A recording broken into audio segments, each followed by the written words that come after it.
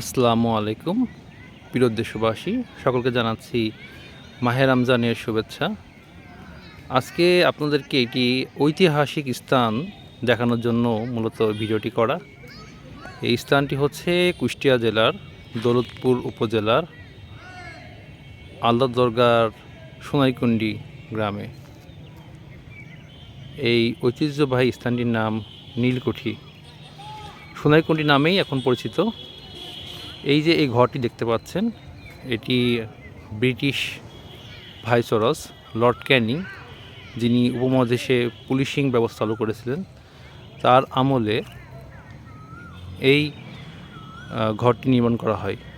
মূলত এটি ব্রিটিশ সাহেবরা তারা ইউজ করতেন। এখন এটা বন্ধ থাকায় ভিতরে দেখানো সম্ভব হচ্ছে না, আমরা এরপরে ইনশাল্লাহ দেখাবো।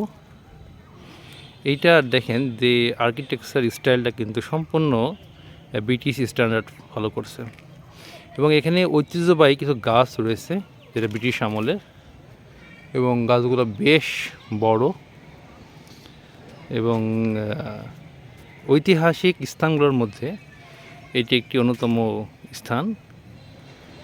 আপনারা জেনে খুশি হবেন, এই স্থানটিতে আমাদের এমপি আলহাজ রেজাউল হক চৌধুরী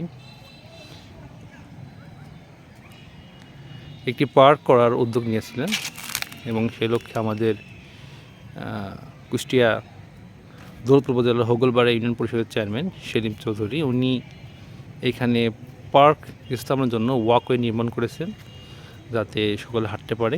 যাই হোক, আমি আপনাদেরকে মূল যে স্ট্রাকচারটা সেটা একটু ঘুরিয়ে দেখাই।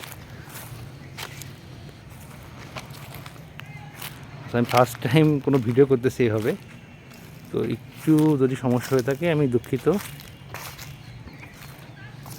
এই যে দেখুন সবাই, বাংলাদেশ পর্যটন কর্পোরেশনে আমি দৃষ্টি আকর্ষণ করি, এই সকল ঐতিহাসিক স্থানগুলোকে আর্কাইভ করা উচিত, এবং এই সকল স্থানগুলোতে যদিও সরকারের ব্যবহৃত হচ্ছে, তারপরেও এগুলোকে বিশেষভাবে যত্ন নেওয়া উচিত।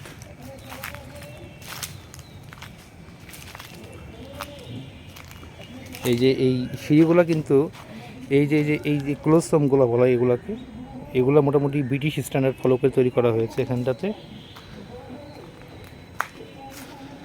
মূলত এই অঞ্চলটিতে আগে নীল চাষ করা হতো, এখানকার যে গ্রাম মানে মাঠ যে বলা হয় সেগুলোকে নীল চাষ করা হতো, কিন্তু বর্তমান সময়ে এখন নীল চাষ করা হচ্ছে না, মানে করা হয়ে থাকে না। যাই হোক, একটু দেখেন তারা ব্রিটিশ ভাইসরস লর্ড ক্যানিংয়ের সময় কিন্তু এটা তৈরি করা হয়েছিল। আপনারা কুষ্টিয়ার ইতিহাস দেখবেন, ইতিহাস কিন্তু অত্যন্ত সমৃদ্ধ একটি ইতিহাস।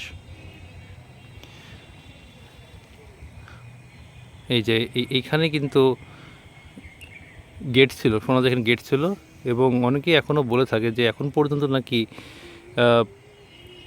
অনেক কিছুই মানুষ অনুভব করতে পারে এই স্থানটিতে আসলে।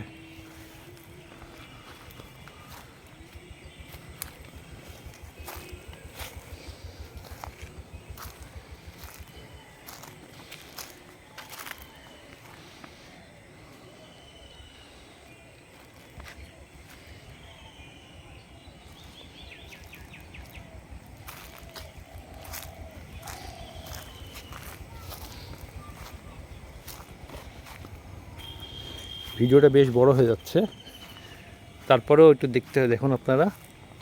হ্যাঁ, এই যে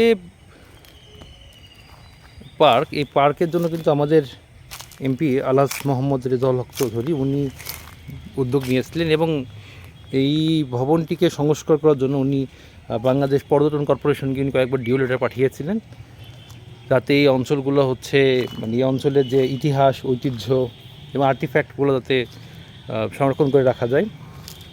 এই যে ব্রিটিশ আমলের গাছগুলো কথিত হয়ে থাকে, এখানে হচ্ছে চ্যারিয়ট ছিল, মানে ঘোড়ার রাখার যে আস্তাবল এখানেই ছিল।